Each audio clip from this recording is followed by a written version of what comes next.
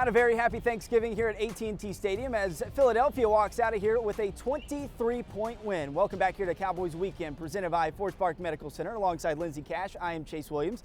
And subbing for Nate Newton this week is Mickey Spagnola. Mickey, this was a major blow to the Cowboys' hopes to winning the NFC East. The Eagles come in here and they get on a roll early and they never stopped. Well, I don't know if it was a major blow. It was a setback, but they still got to play the Eagles one more time. Where it really hurts them, even if they beat the Eagles when they go to Philadelphia, is the fact that the next tiebreaker, if they end up in a tie, is the division record, and their division record now is 2-2. So that certainly hurts. But again, there's games to be played.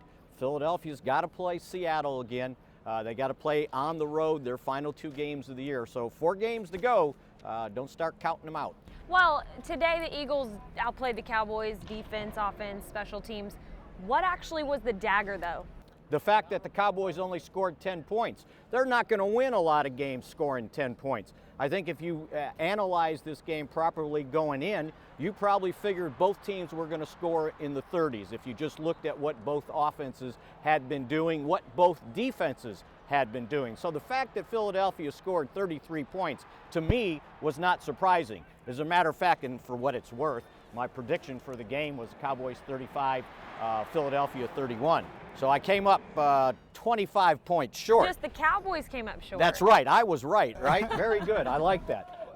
They've got to score points. When you playing against a team like Philadelphia, it's sort of like a volleyball game. You got to hold serve. You got to answer, and they couldn't answer. They made silly mistakes during the game, and the biggest thing was third down. They only converted 4 of 12 third down opportunities, missed their only fourth down opportunity. They had been converting over 50% of their third downs all season long, and in this game, 33%. So if you're not converting on third down, that means you're getting off the field and you're putting a defense that has some problems anyway back on the field far too many times. When you look at Chip Kelly's offense, it's predicated on that run game. LaShawn McCoy was just absolutely deadly in this ball game. Yeah, and he had over 200 yards rushing, and once he does that, that opens up everything else they can do.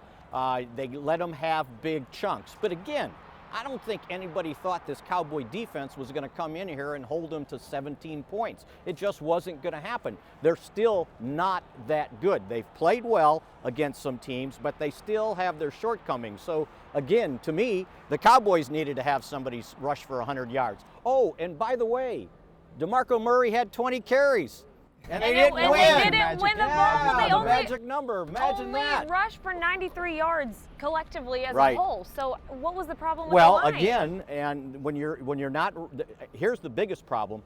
They had eight tackles. Philadelphia had 8 tackles for losses. One of the things this Cowboy team has done running the ball is they haven't had these big losses in the running game. They may only get 1 or 2, but they weren't going backwards. Well, they were going backwards in this game, and then when you're not running and getting a big chunk, you can't stick with the run, and now you become one-dimensional. You got to throw the ball. They got pressure on Tony Romo, and I think we saw what happened there. And again, this first time in 39 consecutive games, Tony Romo didn't throw a touchdown pass. So no, I think we keep doing this. The streak is over. Yeah, the streak is over. So again, 10 points. Just don't go any further than that. 10 points. All right, coming up next on the other side of the break, I go into the locker room and go one-on-one with Tyrone Crawford. Keep it right here on Cowboys Weekend.